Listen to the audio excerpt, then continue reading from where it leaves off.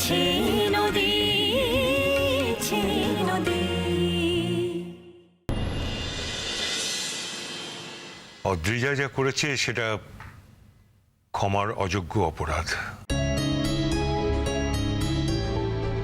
পিকলুর কথা ভেবে আমরা অদ্রিজাকে মেনে নিয়েছি,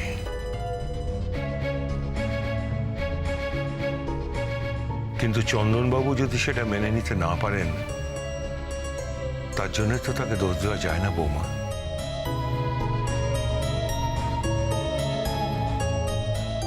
এবার আমার প্রস্তাবের কথাটা আমি বলি। দেখুন, আমি বিশ্বাস করে এসেছি যে আমার মেয়েরা সংসারে সবাইকে নিয়ে সুখী থাকবে, কিন্তু আজ আমি বিশ্বাস করি যে সবাইকে নিয়ে সুখী থাকা সবার পক্ষে সম্ভব হয় না। আমার মেয়েটাকে, মানে আমি মেঘলার কথা বলছি, আমার মেয়েটাকে যে আবার ভবিষ্যতে কোনো রকম ভাবে অপমানিত হতে হবে না, নিগৃহীত হতে হবে না, এটা আমি গ্যারান্টি দিয়ে বলতে পারছি না।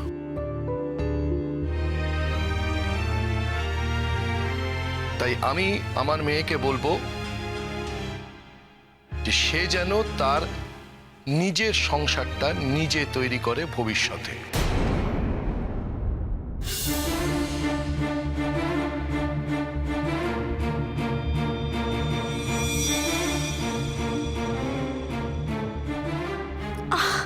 তোমার কি মাথাটা খারাপ হয়ে গেল নাকি? করছোটা কি? আমার মাথাটা সম্পূর্ণ সুস্থ আছে মহুয়া। আমার মনে হয় তোমারই একটু চেক আপ করানো দরকার।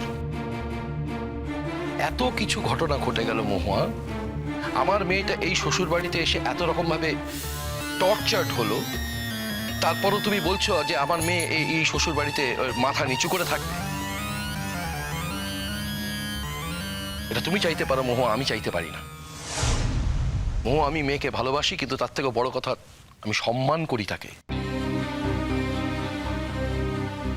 আমি বিশ্বাস করি যে ওর সুখে শান্তিতে সংসার করার অধিকার আছে, আর সেই অধিকারটা নিশ্চিত করতে হবে অনুরাগকেই।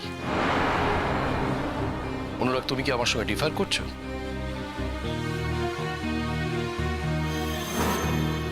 তার মানে আপনি আমার ছেলেকে বাড়ি থেকে আলাদা হয়ে যাবার জন্য পরামর্শ দিচ্ছেন?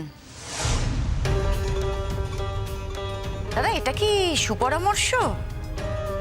আপনি একটা একান্নবর্তী পরিবারে দাঁড়িয়ে আমার ছেলেকে বাড়ি থেকে আলাদা হতে বলছেন?